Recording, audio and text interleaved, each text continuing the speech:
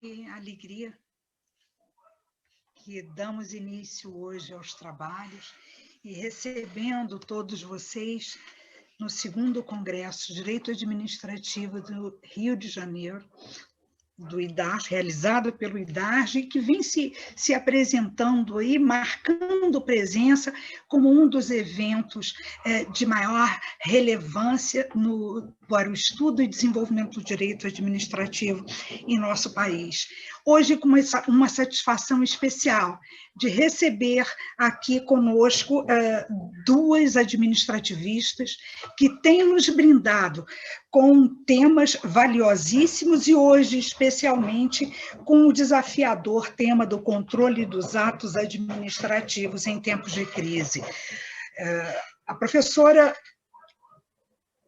Veida Zancanner vai nos tratar e trazer para a discussão o controle dos atos administrativos sob o momento de crise, mais especificamente, controle dos atos administrativos durante a Covid e a convalidação dos atos administrativos, enquanto a professora Vlad traz para nós os efeitos da pandemia no controle interno da administração pública. Sem dúvida, são temas da maior relevância, porque deverão, com certeza, estabelecer os limites da atuação do administrador e, mais ainda, o limite do controle jurisdicional sobre esses atos. E logo depois dessa abertura, nós vamos ter aí uma mesa de integração entre o Instituto do Rio de Janeiro e institutos da Amazônia, Instituto de Rondônia e o Instituto de Direito Administrativo também do Mato Grosso do Sul, trazendo para nós visões diferentes da pandemia, tratando da pandemia sob a perspectiva da sua regionalidade. Então, vai ser um dia hoje de muito proveito, de muitas discussões, e que só contribuirá para o aprimoramento do direito administrativo entre nós, não só no Rio de Janeiro, mas em todas as unidades da federação, uma contribuição muito valiosa.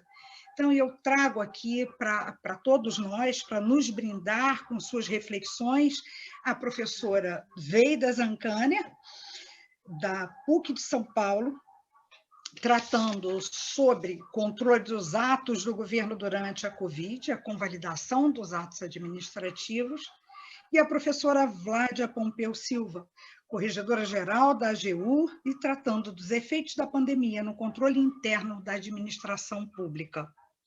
Então, podemos perceber que é uma visão feminista do direito administrativo. Não é feminista, é uma visão feminina. É a mulher tratando com a sensibilidade de temas tão cáusticos no direito. O controle dos atos administrativos é um desafio diário para quem milita na área. Sobretudo, o controle jurisdicional, porque tem um liame muito estreito entre a invasão do mérito administrativo e a legítima atuação do judiciário na aplicação do direito ao caso concreto. Então, professora Vládia, é com prazer que nós a recebemos entre nós, e estamos aguardando ainda a professora Veida, não a estou vendo aqui entre nós, pode ter chegado, mas, enfim, se a professora Vládia não se incomodar, poderia, então, dar início aos trabalhos? Professora, consegue me ouvir?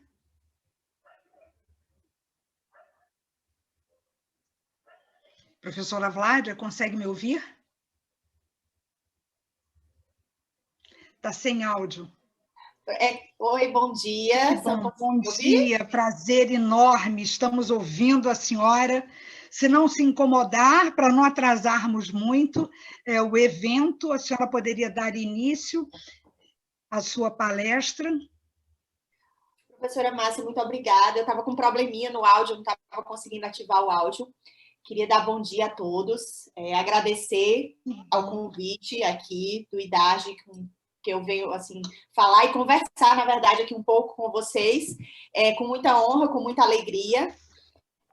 Queria agradecer especialmente a doutora Cris, a doutora Cristiane, da Escola da AGU, que intermediou esse convite, né? A minha vinda aqui para conversar um pouco, trazer um pouco da experiência, na verdade, da Corregedoria da AGU nesse tema, né? Que é o controle interno da administração pública em face desse novo desafio social que a gente tem vivido nesses últimos meses, né? Doutora Márcia, deixa eu te perguntar uma coisa, qual é o meu tempo de debates? Como é que vai funcionar aqui o debate? A senhora pode me esclarecer, por favor? Entre 30 e 40 minutos. Olha, obrigada. E logo após a minha fala, a doutora Veida vai vir conversar com a gente também, né? Veida, sim, vai falar conosco e, no final, espero que possamos aí ter um bom diálogo com os nossos participantes, né? Trocando aí visões sobre esse tema que, eu insisto, é cáustico, delicado, sensível, mas que muito contribuirá. Acabei de receber a professora Veida, com prazer enorme, professora, tê-la entre nós. Eu ia passar a palavra para a nossa colega, a professora Vlaida, porque, para não atrasarmos muito, mas podemos retomar. O que a senhora me diz, professora? É possível, então, retomarmos a ordem dos trabalhos com a professora Veida primeiro? E a senhora entra em seguida? Professora Veida, um prazer enorme para nós aqui do IDARGE, é com enorme satisfação que recebemos a senhora, recebemos a professora Vlaida também. Eu dizia inicialmente que não é uma visão feminista do direito administrativo, mas uma visão feminina, a mulher encarando esse desafio do direito administrativo e, mais ainda, de um tema delicado como o controle dos atos administrativos. Então, é um enorme prazer tê-la entre nós. Passo a palavra para que a senhora possa nos brindar com mais esse estudo, que com certeza em muito contribuirá para o desenvolvimento do direito administrativo no Brasil inteiro, né? Porque esse evento não está adstrito ao Rio de Janeiro. Então, é um enorme prazer, professora, receba aí um abraço afetuoso e a nossa alegria de tê-la entre nós. Ver se eu consegui abrir meu áudio. Eu gostaria de cumprimentar a todos, dizer enorme prazer de poder participar desse evento. Agradeço muito o carinho com que vocês estão me recebendo e agradeço ao Emerson por ter me convidado. O meu tema é um tema palpitante, é um tema que mexe, no fundo, diretamente com a nossa democracia.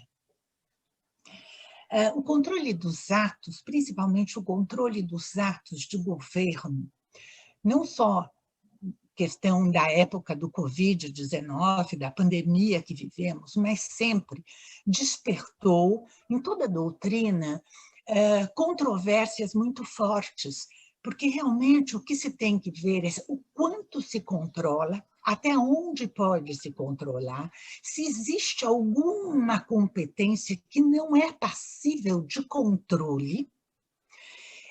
Então, para que nós possamos, na verdade, compreender todo este panorama, e isso eu gostaria de frisar, não só em época de Covid, porque o Brasil é um péssimo controlador de todos os atos, não apenas dos atos do executivo.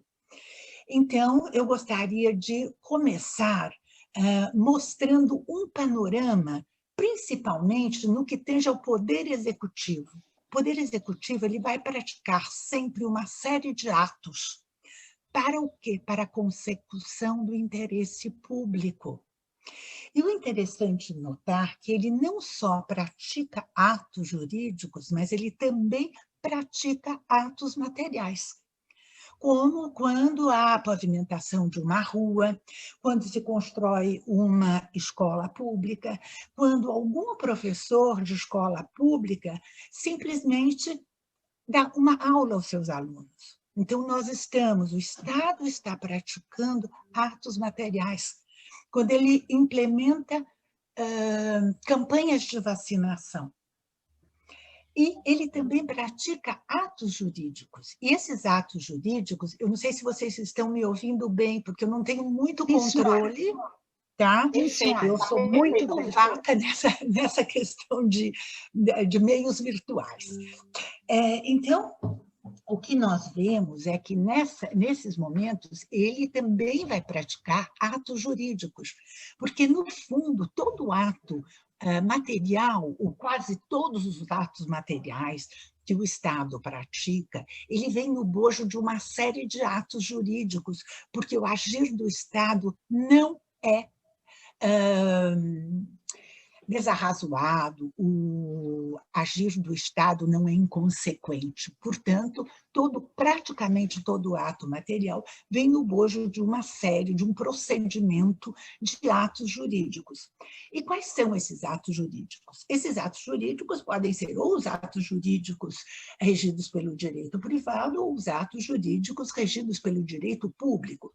Uma locação pode ser regida pelo direito privado, e uma das partes pode ser, sim, o Estado, mas sempre no bojo de um procedimento. Interessante notar que nos atos regidos pelo direito público, nós temos uma série de atos. E esses atos podem ser materiais ou podem ser efetivamente jurídicos. Então, eles podem vir no bojo de um procedimento e podem ser, às vezes, editados procedimentos menos elaborados do que outros. E nos atos regidos pelo direito público, nós temos desde uma multa de trânsito até, por exemplo, os chamados atos de governo. Esses atos de governo, o que seriam? Eles não teriam alocação em local nenhum? Não, eles são regidos pelo direito público, como, por exemplo, uma sanção, um veto, como a decretação do estado de defesa, do estado de sítio, medidas, a edição de medidas provisórias. Mas pensem bem, esses são atos jurídicos. E pela nossa Constituição, embora eles sejam atos discricionários, eles estão, sim, sujeitos à verificação de legalidade pelo Poder Judiciário. Então, não existe nenhum ato, na minha opinião, que o Estado possa editar atos jurídicos que não estejam sujeitos a controle jurisdicional pelo Poder Judiciário. E por que eu estou dizendo isso? Porque a nossa Constituição, no seu artigo 5º, 35, diz: a lei não excluirá da apreciação do Poder Judiciário lesão ou ameaça a direito. Então, todo ato que ameaçar algum direito ou lesionar algum direito está sujeito, sim, ao controle de legitimidade pelo Poder Judiciário.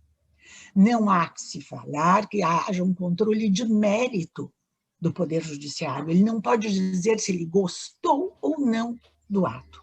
Ele pode, sim, dizer se o ato está conforme ao direito posto ou não está conforme ao direito posto. Então, ele estaria desconforme. Eu sei que eu estou escolhendo uma das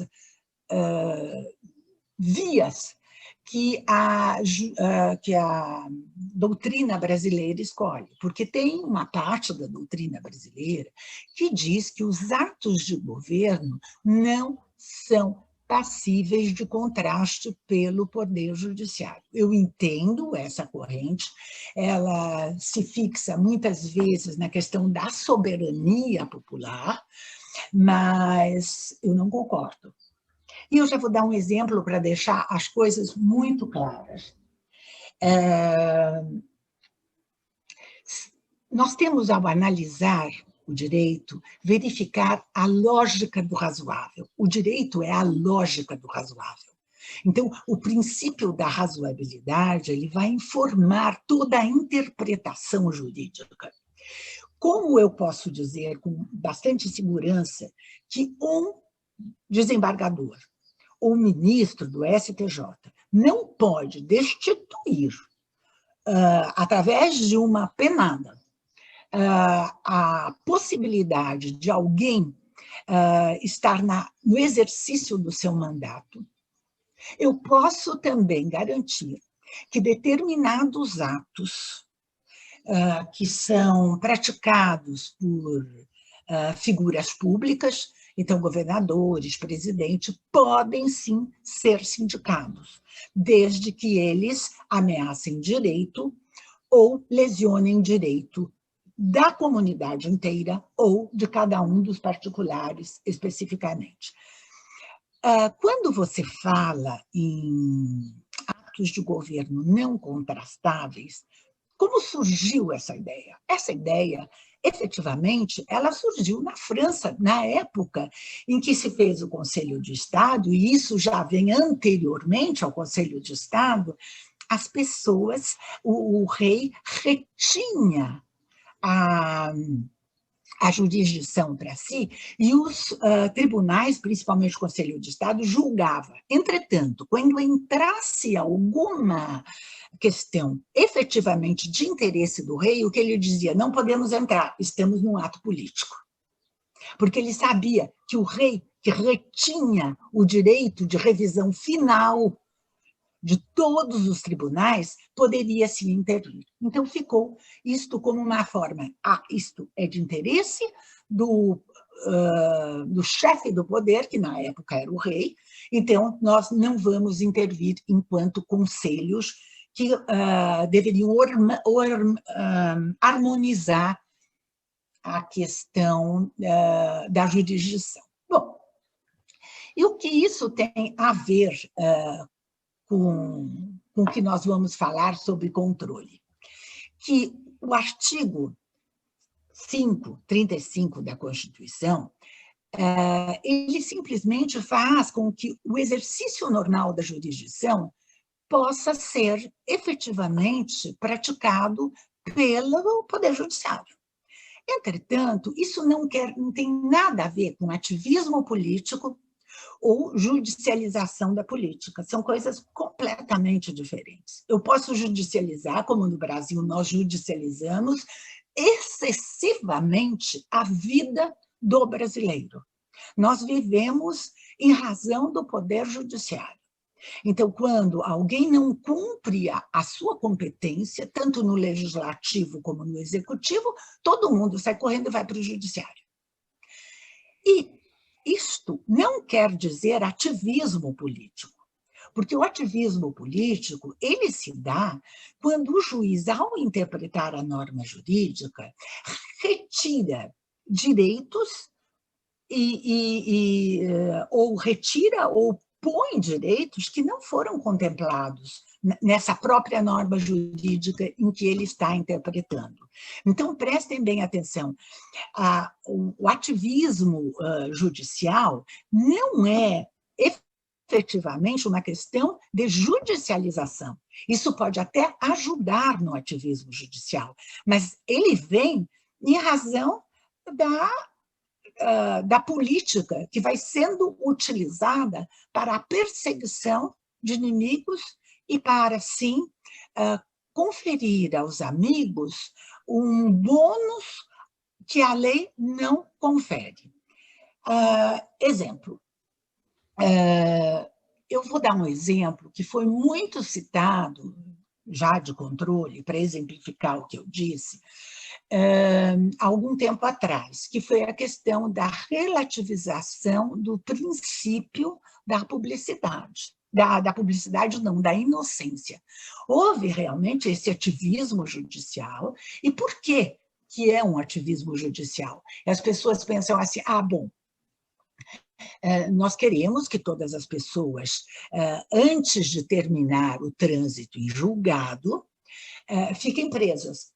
Isto, o povo diz, em razão de uma necessidade da sua segurança. Mas é isso que está na nossa Constituição? Não.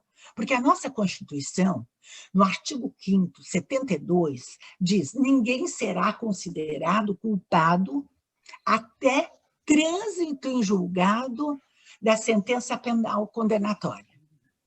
O que quer dizer isso? Existe alguma menção mais clara O que é trânsito em julgado? Quando não há mais possibilidade de interposição de recursos. Então, não existe possibilidade de nós interpretarmos essa norma jurídica a não ser criando algo que está fora do sistema. Porque a lei é claríssima. A lei não deixa margem a outra interpretação. A única interpretação possível é aquela que as palavras efetivamente dizem. Ora,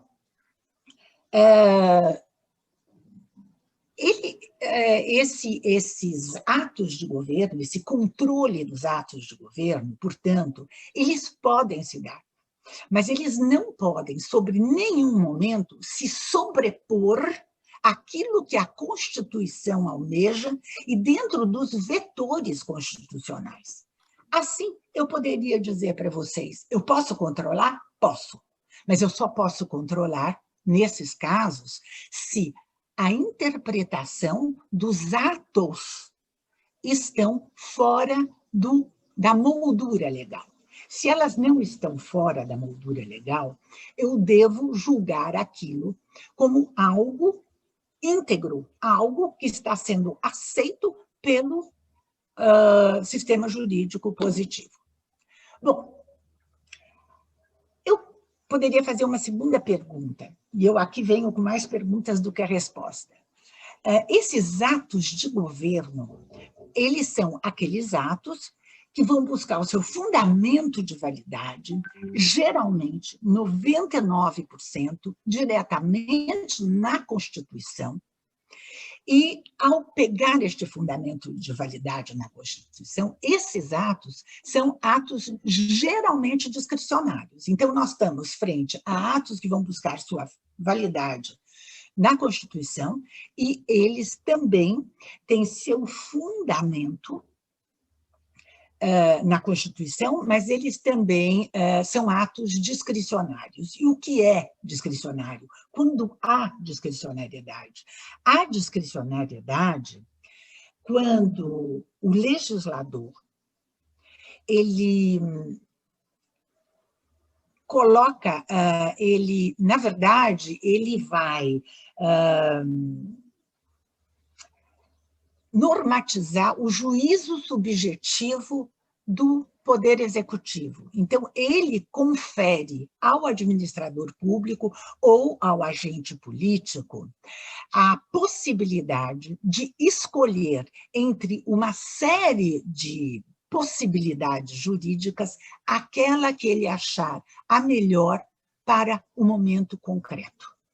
Então, aí nós temos a discricionariedade dos atos. E eles tanto podem ser atos administrativos, como podem ser atos de governo. Quando eles são atos administrativos, eles vão buscar o seu fundamento de validade em uma norma jurídica. Quando eles são os atos de governo, eles vão buscar o seu fundamento de validade quando? Na Constituição Federal. É importante frisar que essa possibilidade de legitimar o juízo do administrador público para que ele aplique a norma no caso concreto, essa possibilidade vem da lei. Ela não é uma regalia dada a todo o administrador público. Cada administrador público tem competência para agir da forma A, B ou C, de conformidade com a norma jurídica. Então, vejam que coisa interessante que aconteceu. Eu estou dando exemplos que estão ocorrendo agora. Esse é um ato de governo, a nomeação de um procurador da República. A hora que ele nomeia o procurador-geral da República, o presidente da República, ele pode escolher, através de uma lista tríplice, que lhe é enviada pelo Ministério Público para que ele escolha um dos 3 que foram os votados. Mas isso não restringe toda a escolha. A escolha pode recair em relação a alguém dentro da carreira, mas que não foi votado. E foi o que aconteceu agora com o procurador Aras. né? Então, este procurador Augusto Aras, ele foi escolhido fora da lista tríplice, mas ninguém imaginou que o presidente da República estivesse fazendo um ato em desconformidade com o ordenamento jurídico. É mais democrático escolher um daqueles que foi votado? É mais democrático escolher o mais votado? Sim. Mas isso não impede que ele possa escolher qualquer outro. Em comparação a este tipo de ocorrência, nós tivemos uma ocorrência, eu não me lembro se foi quase que imediatamente junta, a ocorrência da escolha de um diretor para o cargo de diretor-geral da Polícia Federal. E foi escolhido pelo presidente da República o nome do senhor Alexandre Ramagem. O que aconteceu? Em razão do momento histórico que nós estávamos vivendo, por perseguições ou porque investigações, seria mais exato, ao filho do presidente, ele resolveu escolher alguém que tinha intimidade com sua família. E, nesse momento, judicializaram a questão, dizendo que ele poderia escolher alguém, mas que este alguém, ao ser escolhido, apresentava na sua motivação questões que iriam além do interesse público a ser perseguido pelo presidente e poderia contemplar interesses pessoais do presidente. Então, vocês veem que uma mesma nomeação, escolhendo alguém fora da lista tríplice, não teve nenhuma possibilidade de ser judicializada, porque todas as pessoas viam imediatamente que aquela escolha poderia ser feita, ela estava dentro da moldura legal da competência conferida ao presidente da República. Em compensação, no outro caso, houve a dúvida. Alguém pode escolher uma pessoa para buscar interesses próprios dentro do Estado de Direito? Isto não pode. Muitos vão dizer, olha, mas ao verificar o pedido de suspensão da nomeação do doutor Ramagem, e aqui não entrando no mérito sobre quem é o doutor Ramagem, nem conheço quem é, nunca tinha ouvido falar, eu diria o seguinte, ele pode escolher alguém, mas ele não pode escolher alguém que paire qualquer dúvida se esta pessoa vai cumprir o interesse público ou o interesse pessoal do presidente. E por quê? Por que eu digo isso? Porque as competências públicas, quando são outorgadas a um agente público, seja ele agente público propriamente dito, seja ele um agente político, ela é feita para que ele tenha o dever de cumprir o interesse público e não qualquer interesse. Então, deve sim se considerar este ato um ato inválido. Por quê? Porque ninguém atira no que viu e acerta no que não viu. Isso não pode no interesse público. Nós todos que trabalhamos no serviço público, não é, doutora Márcia? Somos servidores do público. Quem é o detentor do poder político é o povo. Só que o povo brasileiro, ele não tem essa consciência. Ele é o dono do poder. Não existe nenhuma autoridade que possa solicitar para si benesses dentro de um cargo público. Ele não pode visar atingir interesses pessoais, porque senão o que ocorre? A invalidação dos atos praticados e não há ativismo judicial. Houve um grande debate nessa época, inclusive com pessoas de altíssimo gabarito, que defenderam que não seria viável essa intervenção na nomeação do Dr. Ramagem, como me parece que foi feito, eu realmente não assisti, com o professor Lênio Streck, que achava que havia, sim, uma ponta de ativismo judicial. Se eu estou errada, professor Lênio, se eu souber, eu peço que o senhor me desculpe. Mas muita gente disse, não, isso é um ativismo judicial, porque ele não poderia ingressar nessa seara, notadamente sendo o mandado de segurança a ação que levou a verificação para o ministro da suspeição, né, para o ministro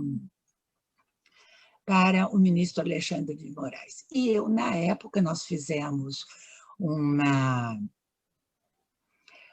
reunião, o grupo do Prerrogativas, e ele até, houve uma bifurcação nesse grupo, e eu fiz parte daqueles que julgavam, eu sou do Prerro, que julgavam que o professor, que também é professor, o ministro Alexandre de Moraes, havia, sim, apenas analisado conteúdo, motivo e finalidade do ato de nomeação e verificado que havia, sim, desvio de finalidade.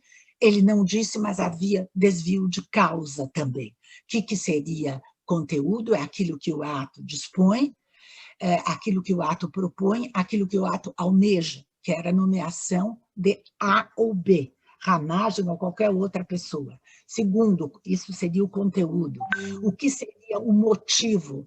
O motivo seria retirar alguém e colocar outra pessoa para dar cumprimento a uma finalidade. Entretanto, quando você vai analisar todo o entorno do ato, porque o ato não sai do nada, e você veria fotos e interesses que poderiam levar, tanto que não foi aprovado, mas poderiam levar a um ato com desvio de finalidade. O desvio de finalidade é uma das formas de desvio de poder. Eu pego o meu poder, a minha competência, para atingir finalidade alheia àquela própria do ato. E a própria do ato era colocar alguém competente para tocar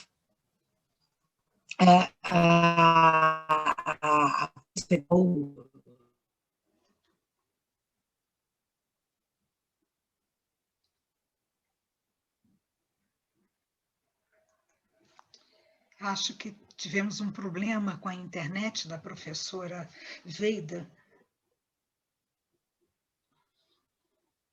Vamos tentar aí restabelecer a conexão. Pedimos desculpas antecipadamente, mas essa queda de internet já acontece conosco diariamente, não esperávamos que acontecesse nesse evento, mas todos nós que trabalhamos com computação, enfim, temos nossas peças processuais ali armazenadas, temos que enviar peças processuais para o tribunal, vivemos essa realidade, né? Estamos aqui vivenciando também com a professora Veida, deve ter sido um problema com a conexão da professora Veida, que nos brindava com palavras que cada uma por si só já merecia uma reflexão. Enfrentou o desvio de finalidade do ato administrativo, que é um ponto sensível, nos falou nesse pouco tempo já sobre a possibilidade de controle do ato administrativo, do controle do ato em conformidade com o direito, e aí muito mais sobre o aspecto da legalidade do ato. Professora, um prazer tê-la de volta conosco. Houve um problema com a sua internet. Caiu, e eu estava tentando repassar um pouquinho, alinhavar o que a senhora disse até agora. Mas ficamos felizes de tê-la de volta, com a conexão restabelecida. Consegue nos ouvir, professora? Ainda não. Professora, ainda está com o áudio, por favor, com o áudio interrompido. O vídeo já está no ar.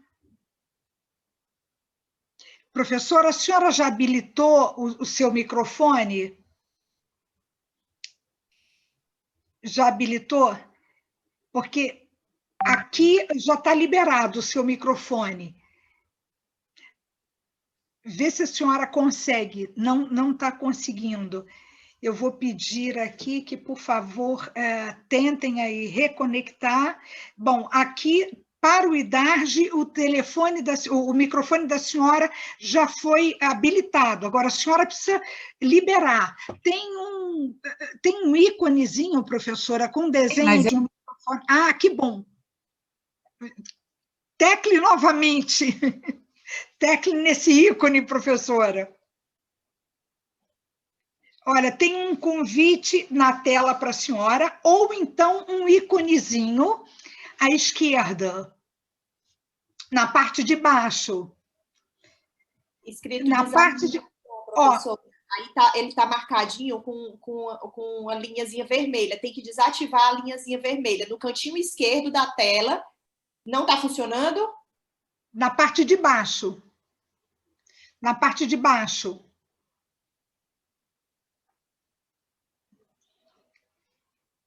Porque aqui para o IDARJ, professora, o microfone da senhora foi liberado. Então, a senhora conseguiu identificar esse desenhozinho, esse ícone com desenho de um microfone e consegue clicar nele? Ele está respondendo quando a senhora clica? Não responde. Professora Márcia, será que se a gente tentar desativar e ativar novamente aqui pelo Todos IDARJ... nós, pois é. Pois é, eu já peço desculpas a todos. Imagina, agora deu. Ótimo. Oh, Agora que deu. beleza. Ai, que beleza, que prazer. Excelente. Olha, então eu acho, o que eu não quero me atrasar, não sei quanto tempo, eu fiquei, acho que falando um pouquinho a mais, o que eu gostaria de frisar é que, em tempos de Covid, ou fora dos tempos de Covid, há sempre a possibilidade de judicialização de todos os atos que ferirem ou ameaçarem direitos das pessoas. Isso não é algo impossível. O que acontece é que a judicialização, ela deve... Nós judicializamos muito por uma razão muito simples. Nós não confiamos no nosso executivo e no nosso legislativo. E hoje, justamente por usá-lo demais, também não há tanta confiança no Poder Judiciário. Então, isso é uma questão de questões democráticas que devem ser restabelecidas com a crença nas instituições. O que eu tenho que falar ainda, e vou falar muito brevemente, sobre a questão da convalidação. Como seria a convalidação dos atos, tanto de governo como dos atos administrativos. Os atos de governo não tem problema nenhum, porque como ele tem uma única competência, essa competência é dada para um agente para dispor sobre atos discricionários, esta pessoa pode revisar o próprio ato desde que ele possa ser refeito sem vícios. Então, por isso que eu dei essa questão bem interessante, que foi fazer uma comparação entre os atos do ministro Aras, né, que ele foi escolhido como procurador-geral, não ministro, como procurador-geral Aras, e o Ramagem. Foi um ato que não houve qualquer dúvida sobre a legalidade. O outro ato, houve dúvidas e ele foi suspenso e o Ministério Público, o Procurador-Geral da República, né, não quis debater junto com o juiz, ele não quis questionar a validade daquela sentença do ministro Alexandre de Moraes. Por que ele não quis discutir que estava válida ou não aquela decisão do Alexandre de Moraes, porque ele viu que ele não tinha condições de ganhar. E o que foi feito? Foi revogado o ato pelo presidente, que aceitou, não disse nada, naquele momento tinha sido extinto, mas ele também revogou o ato e nomeou outra pessoa. Então, isso aí é um caso de invalidação do ato, e depois da invalidação do ato, este ato foi, obviamente, refeito não aquele mesmo ato, foi feito um novo ato, porque o que quer dizer convalidação? A convalidação é uma das formas que o direito tem, e são várias, para retirar um vício de um ato que pode ser reaproveitado. Então, isto quer dizer convalidação. E o sujeito ativo da convalidação é a administração pública, ou o poder executivo, ou o emanador do ato. O judiciário, ele não pode convalidar atos viciados. Ele não é o sujeito ativo da invalidação. Ele pode só invalidar. Por isto que o ministro Alexandre de Moraes não foi e falou, olha, este aqui não pode, mas vamos por um outro. Não, ele disse, não pode, o ato é inválido. Acabou-se. No setor, no âmago do Poder Judiciário, acaba-se o processo. Se o prejudicado, aquele que está sendo objeto de verificação, se ele agiu legal ou ilegalmente, não se pronunciar mais, acaba-se a questão. O que ele pode fazer, o que ele deve fazer, o que ele é obrigado a fazer um novo ato. Ele não refaz o antigo, ele faz um novo ato. E este novo ato, sim, deve ser de acordo com a ordem jurídica, porque se não for, poderá ser novamente invalidado. Então, a questão da convalidação, não há diferença entre ato administrativo e ato de governo. A convalidação, ele tem como pessoa para convalidar aquele pelo qual um ato deveria ter sido emanado. Pode ter sido emanado ou com vício de competência, quem emanou foi outro, ou pode ter sido emanado pelo próprio agente competente, mas que efetivamente agiu de forma em desconformidade com o ordenamento jurídico e o ato foi considerado inválido. A única coisa que eu gostaria de dizer é que a medida provisória 966, ela, vocês viram que ela foi, de alguma forma, colocada pelo Poder Judiciário em uma situação de verificação do comportamento do agente público que praticar o ato. Então, ele só pode ter alguma desculpa se o erro for grosseiro em determinadas situações. Então, essa medida 966, ela não é uma carta aberta para que as pessoas possam praticar atos que depois não possam, com sua manifestação e dentro de uma motivação razoável, comprovar a legalidade. O agente público que achar que tem um passe em branco para poder agir da forma que quiser, junto ou em desconformidade com o interesse público, olha, eu acho que essa pessoa corre grande risco de depois ter os seus atos passíveis de invalidação pelo Poder Judiciário e sofrer uma pesada responsabilização.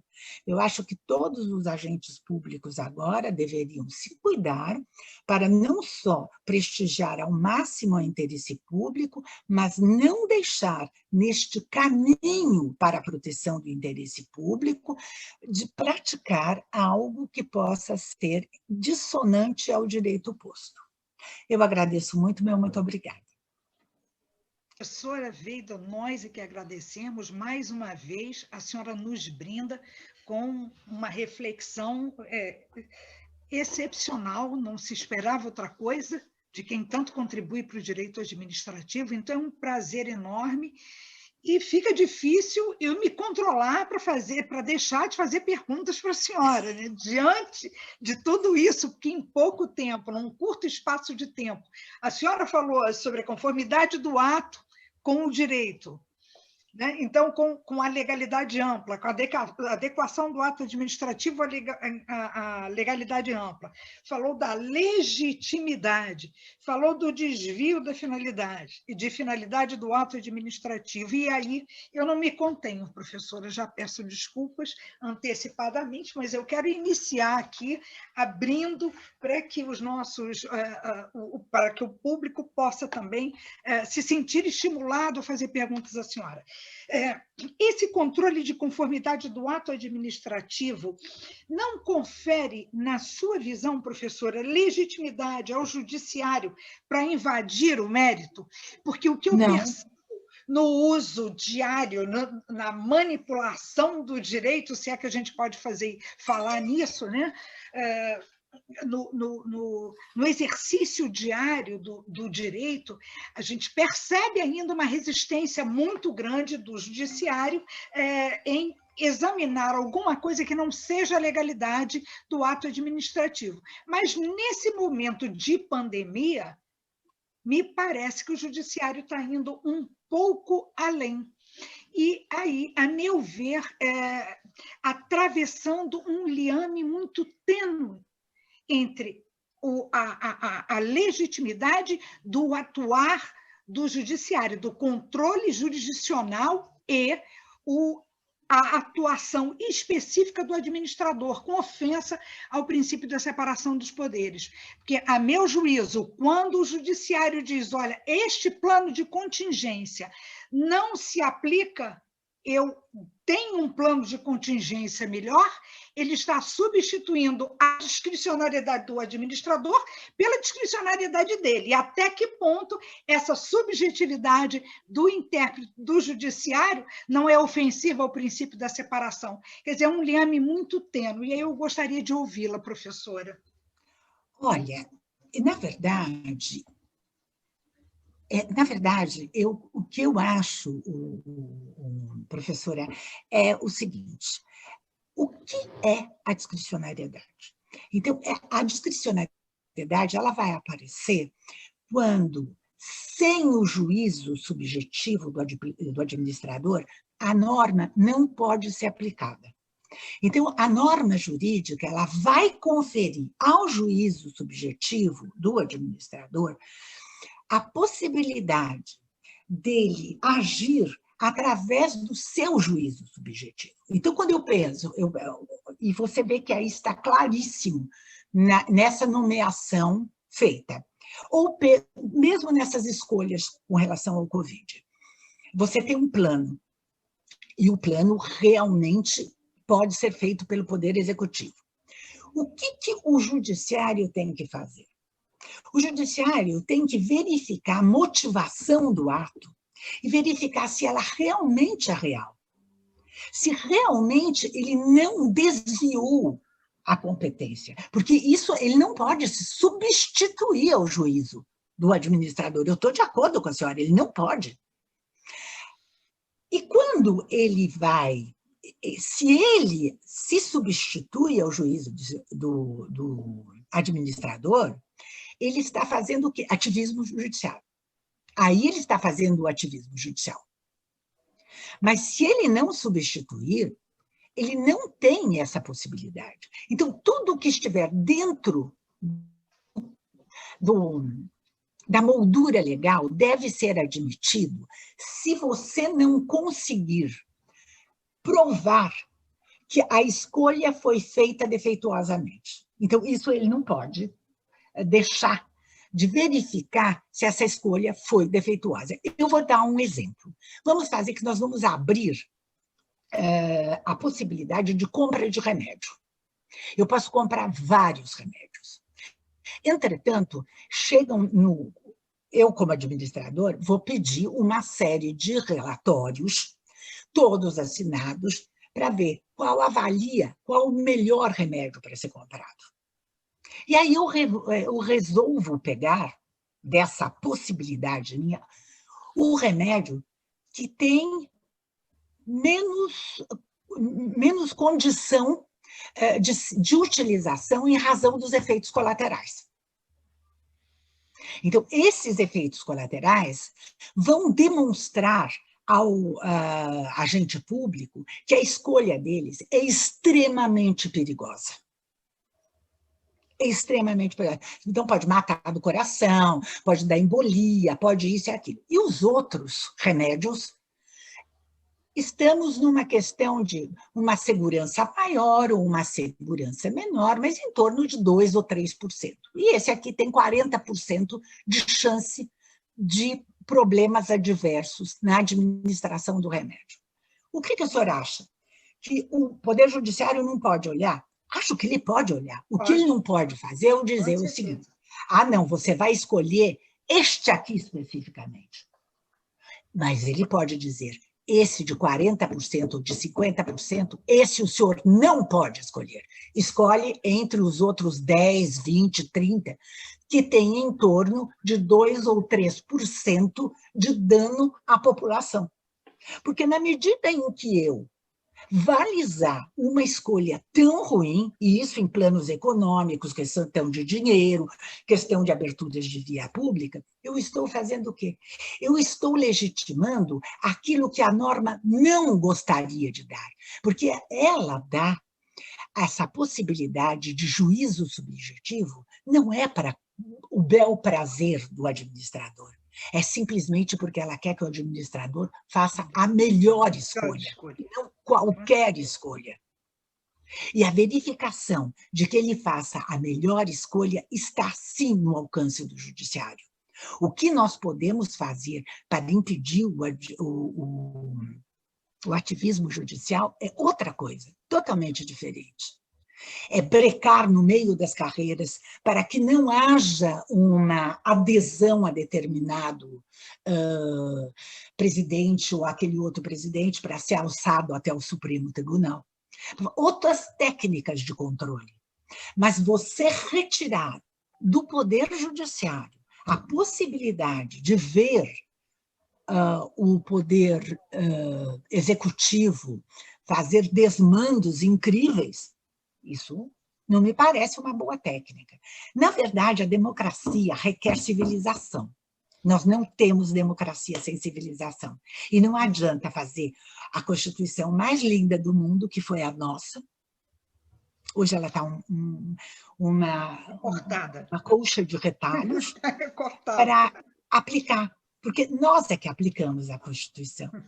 E não há palavra, não há norma, não há nada que possa sofrer de uma péssima interpretação dos homens. Por isso é que diziam, melhor leis ruins aplicadas por homens bons do que leis boas aplicadas por homens ruins. Eu acho que eu respondi essa questão. Com certeza, é excepcional. Professora, eu ia pedir à senhora a gentileza de aguardar para eu tentar liberar a professora Vládia. Vamos ouvi-la. Claro, por favor. Eu vou reservar, né, porque eu não me contive, e aí eu tenho que pedir desculpa aos demais. Diante de uma palestra tão brilhante... Eu estou querendo ouvir a Vládia também. Pois é, querendo perguntar, enfim. Mas aí eu agradeço, eu peço à senhora a gentileza de aguardar. Vamos ouvir a professora Vládia e já pedindo desculpas aos outros participantes, que eu quis abrir para o debate e atrasando aí a professora Vládia. Professora, é um prazer tê-la conosco sempre.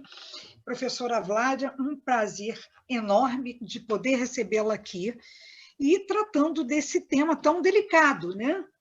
E continuando aí, eu acho que nessa trilha da professora Veida, vamos conseguir aí enfrentar sobre uma perspectiva um pouquinho diferente, é mais do controle interno, né? A professora Veida falou do controle de um modo geral, a senhora vai estreitar um pouco essa visão e nos colocar aí no controle interno da administração pública. É com prazer que a recebemos, professora. Com a senhora, a palavra. Olá, bom dia a todos. Mais uma vez, saúdo a professora Márcia. Muito obrigada, obrigada ao IDAGE pelo convite. E eu estou extremamente aqui, como é que eu posso dizer, ansiosa para falar logo depois de uma linda fala da professora Veida. Que aula, hein, professora? Excelente esse contraponto, né, da gente ter essa visualização do ativismo judicial contextualizado em épocas de Covid, né?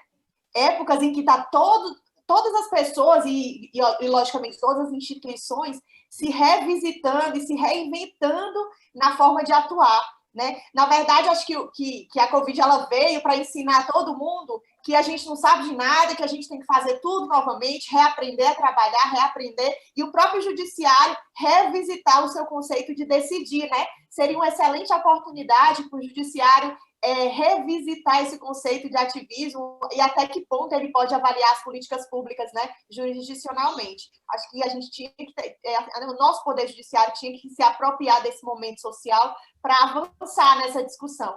E que palavras excelentes, assim, relevantes, que discussão tão prática a senhora trouxe, especificamente com esses dois casos, né, tão relevantes e tão emblemáticos e tão midiáticos, que foram essas nomeações que a gente teve e que foram contrapostas por você na sua fala de maneira excelente. Então, assim, me sinto até ansiosa, né, de discutir aqui o controle interno do Poder Executivo depois de uma fala tão intensa. Agradeço também à doutora Cristiane, quem fez a interlocução, né, e que me propiciou a honra de estar aqui conversando com vocês hoje um pouco sobre a realidade, né, da administração pública e, mais especificamente, no controle interno, frente a esse desafio que é esse momento de isolamento, esse momento de pandemia. E falar sobre os efeitos da pandemia no controle interno, a gente não pode descontextualizar isso da realidade social, né? A própria sociedade, como eu disse agora há pouco, ela teve que se reinventar.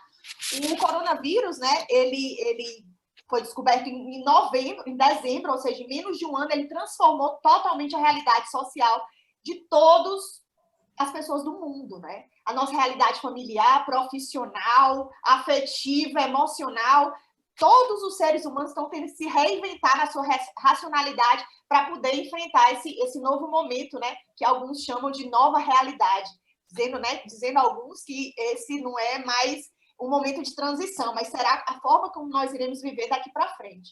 Queira eu acreditar que não será eternamente assim, mas eu acho que a gente tem que aproveitar essa oportunidade, sim, para aprender. E, da mesma forma que toda a sociedade, todos os seres humanos estão tendo que se reinventar, as instituições públicas também estão indo nesse mesmo contexto. Desde março, né, fevereiro, março, ali, quando a gente começou aqui no Brasil a tomar as primeiras medidas de enfrentamento e combate à pandemia, quando foi instalada a questão da quarentena, as medidas de isolamento, ou toda aquela questão de comunicação de informações relacionadas à saúde pública, então todo aquele anseio social, a gente não teve, assim, o brasileiro e as instituições, a gente não tinha uma diretriz certa e definida e clara a nível de gestão pública. Eu brinco, eu digo assim, principalmente lá na corregedoria da AGU, eu dizia o seguinte: a gente está tentando acertar, tentando encontrar o ponto certo para agir com o coronavírus dentro de todas as instituições. E como eu disse, o Poder Executivo e a Administração Pública, e especificamente na atuação do controle interno, não foi diferente. Não tinha como ser diferente. A gente teve que ir aprendendo dia a dia. E as medidas de impacto dessa necessidade social dentro do controle interno, elas são emblemáticas. E sobre duas perspectivas muito grandes, muito intensas. Primeiramente, a gente tinha que entender o impacto disso inerente à atuação da administração pública como um todo, e também a dificuldade que a pandemia trouxe na prática da efetivação do controle interno. Ou seja, não só dogmaticamente falando, né, academicamente repensando os conceitos do controle interno e todos os princípios a ele subjacentes, até a questão, e aí eu vou fazer um parêntese, a própria questão do cerceamento do direito de defesa, ele teve que ser repensado. No momento que a gente tem isolamento, no momento que a gente tem e aí propriamente, né, dentro dos processos administrativos disciplinares, as nossas comissões, elas perderam o contato com o acusado. As nossas investigações passaram a ser virtualizadas por obrigatoriedade, né, por regra. Isso deu um impacto muito forte, dogmaticamente falando, no nosso princípio do não cerceamento e direito de defesa. Então, tanto na prática como academicamente, a gente teve que repensar o controle administrativo, o controle interno feito pela administração pública. E esse eu só dei um exemplo muito prático e muito real, porque é da minha realidade, né, da realidade profissional que eu vivo na corregedoria da AGU, de que a gente tinha que repensar, a gente tinha que viver sem saber o dia de amanhã. Então, lá em fevereiro, eu acho que o marco que a gente tem que traçar aqui nessa discussão, que eu queria traçar com vocês, é a publicação da Lei 13.979. Quando foi a norma, lá em fevereiro, que veio, que o nosso governo disse, olha, essas são as primeiras medidas que a gente vai adotar para tentar enfrentar essa realidade que se coloca aqui. Naquele momento, obviamente, e natural que assim fosse, aquelas medidas elas se destinaram apenas a um controle da questão de saúde pública, emergencial e econômica do Brasil. Aquele era o foco. Não se preocupou sobre a prestação do serviço público adjacente, vamos dizer assim, acessório. As instituições públicas deveriam continuar funcionando, mas naquele momento não era preocupação do nosso legislador dizer como é que esse processamento administrativo deveria ser feito, como é que as instituições deveriam se comportar. Acredito eu, claramente, que não se tinha resposta, né? Na verdade, se deixou as instituições, dentro de cada uma da sua realidade, encontrar o caminho mais adequado a seguir nas tarefas do dia a dia. E quando eu digo as tarefas do dia a dia, são as tarefas mesmo. Recebimento de requerimento de contribuinte, processamento administrativo rotineiro, pedidos de aposentadoria, processamento administrativo disciplinares, outros processos sancionatórios, controle interno, controle externo, que eram atividades que deveriam continuar sendo exercidas pela administração pública, dentro dessa nova perspectiva, né, de isolamento, teletrabalho, pandemia, dessa restrição de atuação presencial, mas que não foi objeto de legislação naquele momento. E aí, como eu falei, natural que assim fosse. A preocupação do mundo naquele momento era conter o nosso principal desafio, que era um desafio na saúde, na economia e na política. Dessa forma, as instituições se viram, desde fevereiro para cá, com um grande desafio de continuar atuando, de continuar dando resposta à sociedade, mas a partir de uma perspectiva de erros e acertos. Foi se tentando implementar medidas de que a gente conseguisse continuar efetuando as atividades diárias, né, da administração pública. A administração pública continuasse respondendo o dever de prestar um serviço público de qualidade, e aí nas suas diversas formas. Eu gosto muito de falar que essa realidade de tentativa e erro dentro da administração pública, ela é refletida, inclusive, nessa própria legislação que eu citei, né, que é a 13.979. Essa legislação, em tão pouco tempo, lembrem-se, ela é de fevereiro. Em tão pouco tempo, ela foi objeto de modificações por outras 5 ou 6 leis, que eu me lembro aqui, eu me lembro só da 14.035, a 14.019, sem contar as medidas provisórias. Uma, inclusive, foi citada pela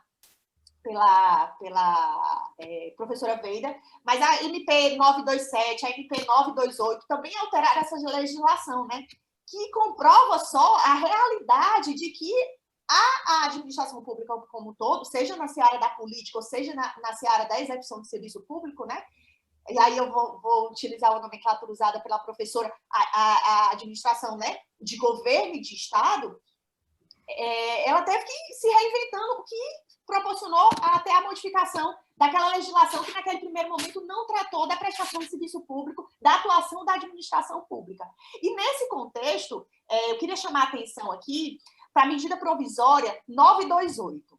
Essa medida provisória 928 é aquela que trouxe, e aí, particularmente, ela atinge o nosso assunto, tema aqui, desse momento da minha fala, que é o controle interno, e mais especificamente o controle interno disciplinar, né, e sancionatório do poder público, da administração pública. Ela trouxe uma previsão, e aí eu reforço mais uma vez, na tentativa de acertar, na tentativa de propiciar uma melhor prestação dessa atuação administrativa, de que os processos administrativos disciplinares teriam seus prazos suspensos, né? E, paralelamente à suspensão dos prazos, e aí utilizou-se naquele momento, naquela medida provisória, a seguinte nomenclatura: estariam suspensos todos os prazos que correrem em favor dos acusados em processos administrativos. e no seu parágrafo, acho que, se eu não me engano, isso foi previsão do artigo 4º, em seu parágrafo único, se previu também a suspensão da prescrição, da fluência, né, do prazo prescricional. Naquele momento, e segundo a exposição de motivos dessa medida provisória, o que se buscava era garantir o princípio que eu citei lá no começo da minha fala, né? A manutenção do direito de defesa integral e evitar que houvesse algum cerceamento de defesa dos acusados, né, dos investigados nos processos e aí disciplinares, punitivos, né, sancionatórios da administração pública, quanto à sua efetiva defesa. E essa medida provisória ela entrou em vigor, só que ela não foi transformada em lei, né? Ela não foi confirmada. Então, acho que, salvo engano, 17 de julho, o disciplinamento dessa medida provisória ela caiu.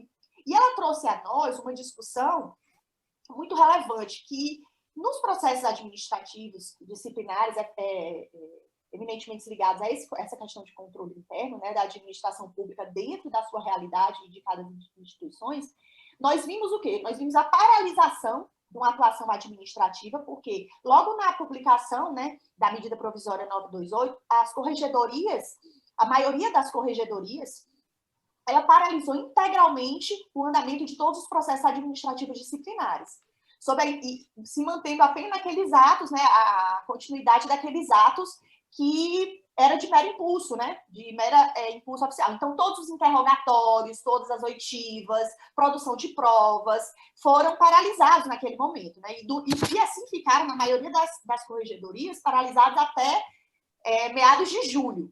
O que é que isso significou? A gente teve uma paralisação de uma atuação administrativa, né, relevante, que é a consecução, né, a busca desse controle social, desse controle interno das instituições, um controle disciplinar. Mas veio o questionamento em que medida, em qual era a medida que isso foi realmente relevante. E qual foi a discussão que se travou? O seguinte, dentro do contexto do processo administrativo disciplinar, existe o princípio do prejuízo, né? A gente só declara a nulidade de algum ato de um processo administrativo disciplinar se houver efetivo prejuízo, e aí esse prejuízo sempre é levado na consideração, na questão do cerceamento do direito de defesa, se ele realmente tivesse sido efetivo. A mera alegação seja uma suspensão ou então da prática de um ato, por si só ela não geraria nulidade de um processo administrativo disciplinar, uma vez que se não se verificou prejuízo ao acusado. Por que eu estou trazendo essa discussão? Se efetivamente o prejuízo ele tem que se levar em condições normais, né? O processo administrativo disciplinar, para ele sofrer alguma interferência, ele precisa dessa comprovação de prejuízo. A gente tem que entender se essa suspensão que foi colocada pela legislação, segundo uma boa intenção do legislador, né, naquele primeiro momento, que era evitar alguma perda para o acusado, para o investigado, se ela efetivamente trouxe ganho para aquele acusado. E a gente discutiu muito lá internamente na corregedoria o seguinte aspecto: será que realmente é um prejuízo para o investigado, e sempre é um prejuízo para o investigado que esse processo administrativo disciplinar ele continue em curso? Veja só, e lembrando que não foi suspenso somente o prazo para o acusado, mas a fluência do prazo prescricional também foi suspensa. Então, quando o processo volta a correr, ele vai voltar com o prazo prescricional integral. Então, todo o fluxo administrativo ele vai tomar seu efeito e não vai ter perda para nenhuma das partes, o que era racional que se fizesse. Porém, alguns acusados, e isso foi caso concreto da corregedoria, procuraram dizer: eu quero que meu processo continue. Eu quero comprovar a minha inocência. Eu estou aqui à disposição, eu tenho meios virtuais para exercer o meu direito de defesa, eu posso fazer a realização das audiências, das oitivas virtualmente, enfim. E aqui mais um parêntese eu gostaria de fazer. A grande maioria das corregedorias hoje, elas já atuavam antes desse cenário de pandemia com a possibilidade de realização de atos por videoconferência. Então, não seria uma novidade processual. Ela seria, na verdade, a continuação do que já está sendo feito há algum tempo pelas corregedorias, ou seja, intimação eletrônica, né? E realização desses atos eletrônicos. E a gente teve caso assim lá na corregedoria do acusado dizer: mas a legislação, ela não pode vir tentar me salvar. Eu me lembro bem de um que ele diz assim: ela não pode vir tentar me ajudar me prejudicando, porque eu quero comprovar minha inocência. Eu sou inocente, o quanto tempo antes eu comprovar, para mim é melhor. Porque, bem ou mal, a gente sabe que um processo administrativo disciplinar instaurado, ele gera algumas sensibilidades para quem está do outro lado, o servidor que está do outro lado respondendo, e especialmente para aquele que tem certeza da sua inocência e quer ver o seu arquivamento o quanto antes. Por que eu trouxe esse exemplo aqui para a gente discutir ele?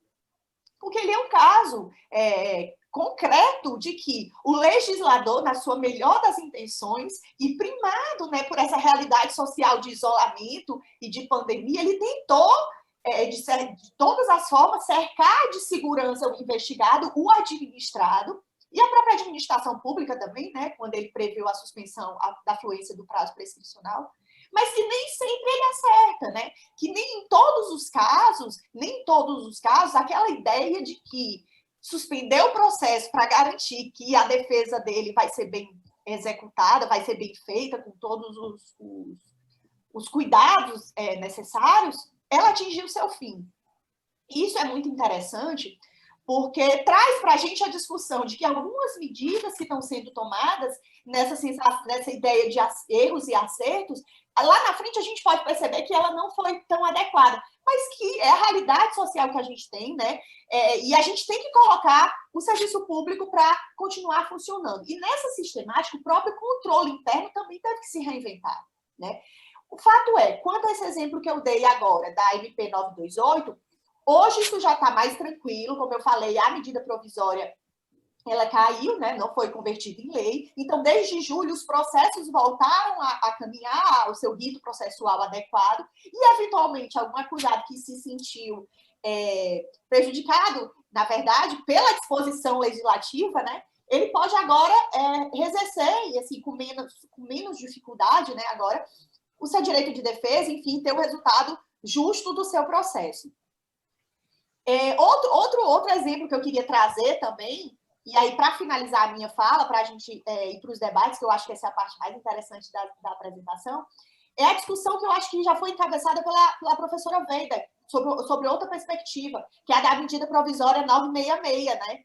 A medida provisória 966, ela trouxe aquela ideia, né, de delimitar com maior clareza as hipóteses de responsabilização do servidor público nesse contexto. E aí ela trouxe conceitos, né, professora Weida, que a gente já discute no direito administrativo há muito tempo. Erro grosseiro, né? Que, assim, por mais que a boa intenção do legislador tenha sido dar maior segurança à atuação do agente público, eu acho que pouco esclareceu. Porque, na verdade, a gente já tinha a LINDB dizendo o que a medida provisória veio dizer, né?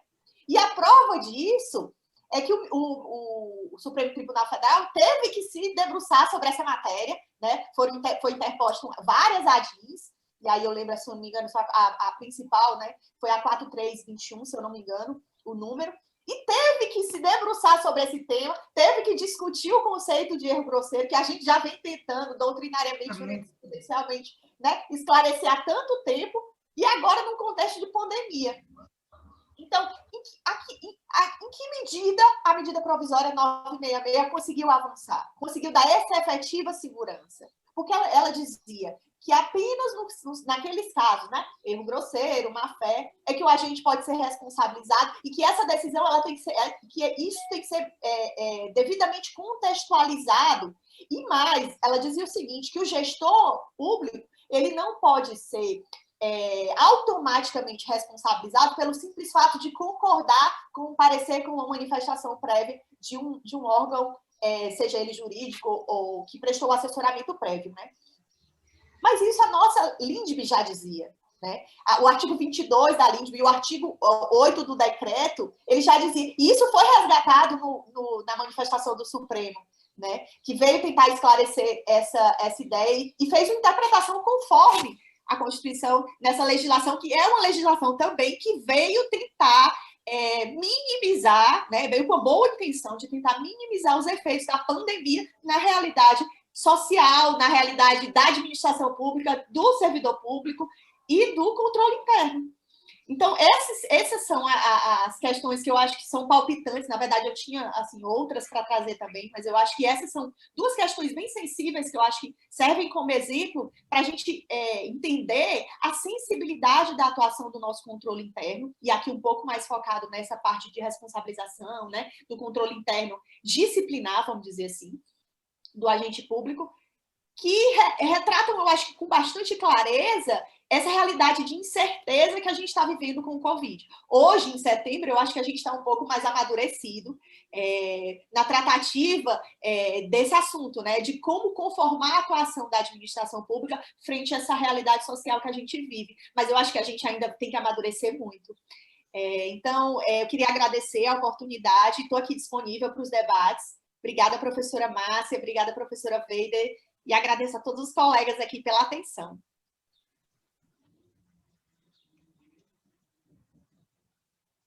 Professora Márcia, eu acho que seu microfone está desligado.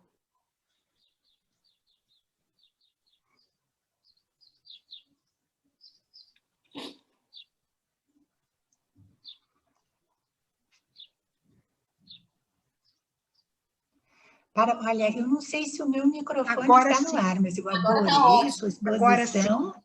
Eu gostaria de agradecer muito, tanto a professora Weider quanto a professora Vládia. Muito obrigada. Foi um prazer enorme.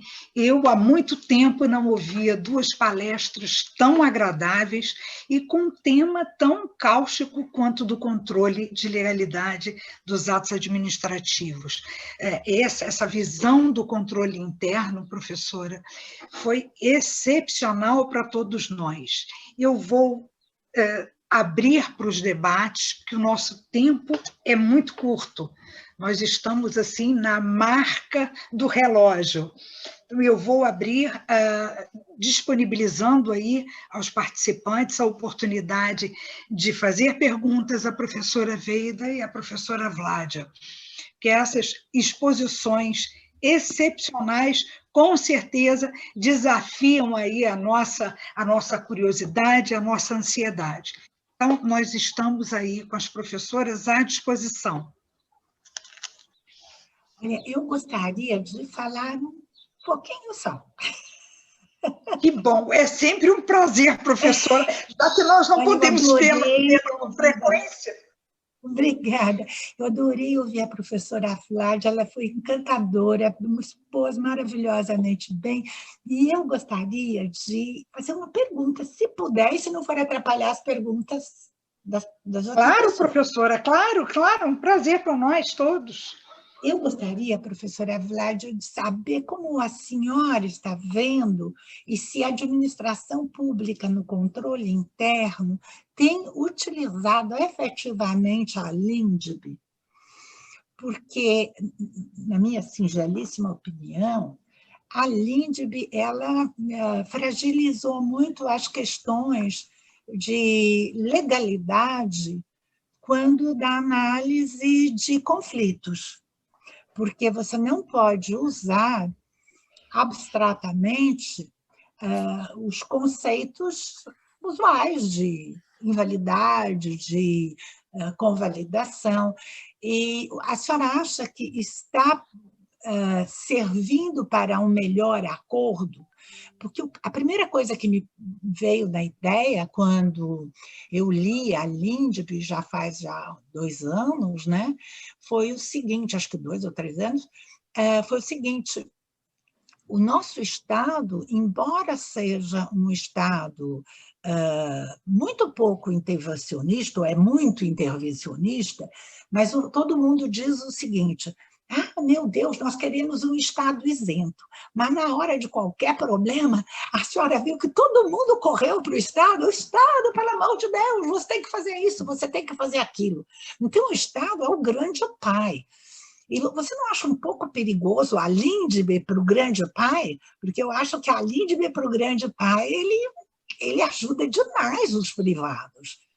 E não é qualquer socorro do privado que está dentro do ordenamento jurídico. E a LINDB deu uma mão para empreiteiros, para contratantes, muito grande. Então, eu fiquei um pouco temerosa. Eu gostaria de saber qual a sua visão da LINDB atualmente dentro da administração pública.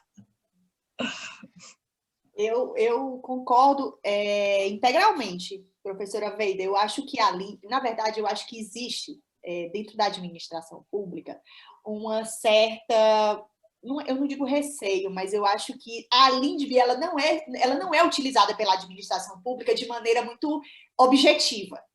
É difícil você ver uma discussão assim, na administração pública como um todo, de que a fundamentação principal dessa norma é a LINDB.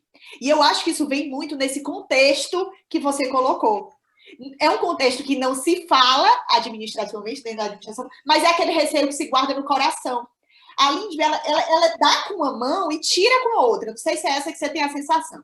Quando ela coloca alguns conceitos abstratos, assim, principalmente ela usa muito conceitos abstratos, aquela questão da interpretação, né, do gestor, enfim, ela parece que dá um apoio ao administrador público, mas, na verdade, quando você termina de ler o dispositivo, você fica na dúvida, será que é isso mesmo que ela quer dizer? Então, a impressão que se dá, eu não sei se a senhora já viveu isso, assim, é uma percepção muito pessoal, tá? Não sei se a senhora já viveu isso, é que a lei, ela parece que não diz tudo o que ela queria dizer. Então, ela deixa a gente muito nessa margem. Parece que você está usando um dispositivo com uma intenção, mas por trás dele existe outra. Eu não sei se foi isso, essa colocação que você quis colocar, mas é assim que eu sinto. E na administração pública, a LINDB ela é utilizada, vamos dizer assim, como uma fundamentação acessória, quando ela é usada. E talvez eu acho que por isso foi necessário esse reforço da medida da MP que eu citei, né, que a gente falou, a 966. Por quê? Porque não se usa a LINDB. Não se usa o artigo 8 da LINDB para dizer isso. E aí a MP 966, ela veio para dizer o que tem na LINDB, mas que a gente não usa. E aí eu vou concordar contigo integralmente. Eu acho que é exatamente esse receio, e aí é um receio que, por mais que não seja conversado e dito, ele é de todo mundo que usa, qualquer intérprete, qualquer jurista, especialmente os servidores públicos que usam a LINDB, eu acho que a sensação é essa. É que ela abriu muito e você não tem segurança de usar aquele dispositivo em favor da administração pública. Eu acho que eu concordo contigo em gênero, número e grau. Porque eu sempre fui servidora pública, né? Eu amo serviço público, acho uma coisa importantíssima para o povo não tem nem ideia do quão importante é, e acho que o serviço público é tudo que o Estado pode dar de melhor para os seus administrados. Mas eu vi com a LINDB, eu falei, meu Deus, se eu estivesse para aplicar essa LINDB, eu estaria com o meu coração com muito medo, entendeu?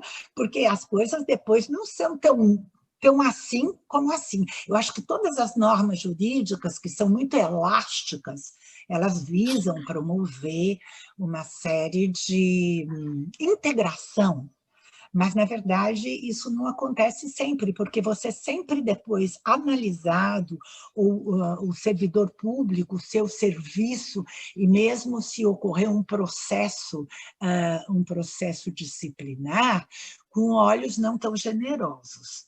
Então, realmente, porque sempre aquele que julga tem que exercer o papel de julgador. E, às vezes, é muito mais duro do que aquilo que seria necessário. Num país punitivista como o nosso, aplicar uma LINDB é um problema.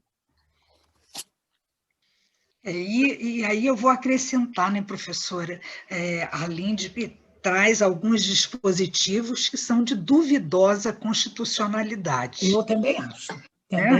Precisamos refletir sobre isso. Agora, esse é um tema tão instigante, professora, que eu vou desafiar aqui o IDARJ a convidar ambas para discutirmos a LINDB. Vamos tentar aí um espaço na agenda de ambas para discutirmos, e aí eu gostaria de também me colocar nessa discussão, porque tem regras desafiadoras.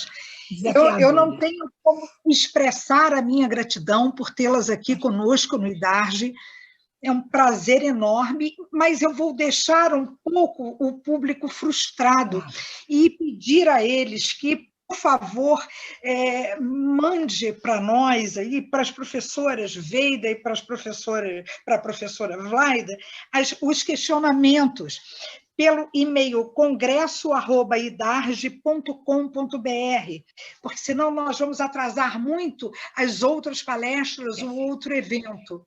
E eu gostaria aqui também de agradecer a minha amiga, nossa diretora, a Paola, as palestrantes Adriana Schier, Carolina Fidalgo, Celso Antônio, enfim, a todos que se empenharam para a realização desse evento, professor Emerson Moura, tão dedicado, então devo a ele aqui os meus agradecimentos e agradecendo mais ainda por ter convidado pessoas que tanto engrandecem o direito administrativo com suas reflexões, com seus estudos. Enfim, gostaríamos já de deixar esse desafio aqui, professora Veida e professora Vládia, para discutirmos a LINDB. Então, nós professora Veida, foi um prazer, acho que a nossa conversa aqui foi excelente, pena que foi curtinha, a gente vai retornar para poder conversar, né? Amadurecer um pouco mais a LINDB. Eu acho que, por mim, pode contar comigo. Oh, que beleza, viu? Ficamos todos agradecidos e vamos discutir isso. A questão da constitucionalidade da LINDB é importante, tem reflexos na improbidade administrativa, né, que precisamos examinar isso, avançar nisso. Quantos desafios nós temos pela frente, né? Um projeto de lei que altera a lei de improbidade administrativa, enfim.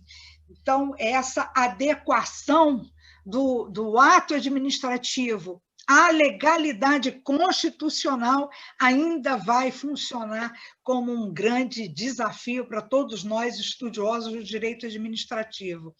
Professora, é um prazer enorme, foi um prazer enorme, professora Veida, mais uma vez, professora Vládia, e vamos recebê-las aqui numa outra oportunidade. Agora,